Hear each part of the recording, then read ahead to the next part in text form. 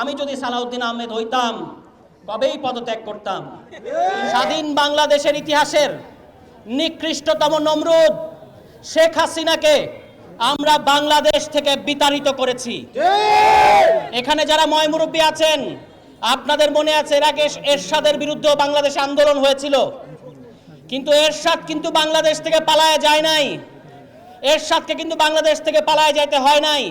আর যে বদমাইশ মহিলা এবং তার দল সার্বক্ষণিকভাবে আমাদেরকে বলতো শেখ হাসিনা পালায় না, তারা গাট্টি পুস্কা সহ পুরো দল সহ বাংলাদেশ থেকে পালিয়ে গেছে। তাদের যেখানে তাদের হেডকোয়ার্টার ওই ভারতে চলে গেছে। নিন্দুকেরা বলে শ্বশুর বাড়ি, আমি তো অত খারাপ লোক না, এটা বলতে পারি না, কিন্তু ঘটনা যাই হোক, এখন ওই ভারতের গর্তে বসে থেকে বাংলাদেশের মানুষকে উদ্দেশ্য করে নানান সময়ে তারা বিভিন্ন ধরনের হুমকি ধামকি দিচ্ছে।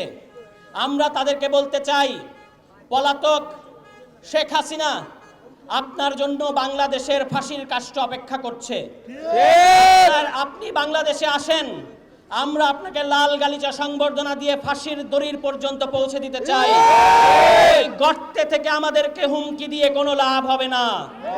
মাননীয় স্বরাষ্ট্রমন্ত্রী, আপনাকে উদ্দেশ্য করে বলতে চাই, লোকে বলে ওই যে একটা কথা আছে না, যে গাড়ির 99 ভাগ ভালো, শুধু 1% সমস্যা, মাঝে মাঝে ব্রেক ফেল করে।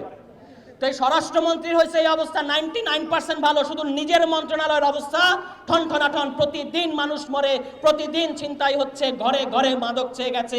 তিনি যে আসনের এমপি, ওই আসনের বর্ডার দিয়ে বাংলাদেশে মাদক ঢোকে। এর চেয়ে লজ্জা, আমি যদি সালাউদ্দিন আহমেদ হইতাম কবেই পদত্যাগ করতাম। বাংলাদেশের মুরব্বীরা বলে মন্ত্রী হওয়ার পরে নাকি আর লজ্জা শরম থাকে না। তা আমরা মাননীয় প্রধানমন্ত্রীকে বলতে চাই, আপনি 2 জিয়ার সন্তান, শহীদ প্রেসিডেন্ট জিয়াউর রহমানের সন্তান, বেগম খালেদা জিয়ার সন্তান। আপনার বাবা বাংলাদেশে গণভোট দিয়েছিল, আপনার মা বাংলাদেশে গণভোট দিয়েছিল। আপনি তাদের সন্তান হয়ে আজকে কাদের খপ্পরে পড়ে, কাদের কুমন্ত্রণায় পড়ে, কাদের কান বাঙানিতে গণভোট বাস্তবায়ন করছেন না। আপনাকে সিদ্ধান্ত নিতে হবে, আপনি কি ইতিহাসের নায়ক হতে চান নাকি ইতিহাসের আস্তাক্ষরে নিক্ষিপ্ত হতে চান। ইতিহাসের আস্তাক্ষরে নিক্ষিপ্ত হইতে চান তাহলে আপনি গণভোট বাস্তবায়ন করেন না। আর যদি ইতিহাসের পুত্র হিসেবে থাকতে চান তাহলে আপনাকে গণভোট বাস্তবায়ন করতে হবে। ওই যে বাংলা সিনেমার মতো বলতে চাই, পালাবি কোথায়, পালানোর জায়গা পাবেন না। আর শিলং আপনাদের নেবে না, আর লন্ডন আপনাদের নেবে না, বাংলাদেশেই থাকতে হবে।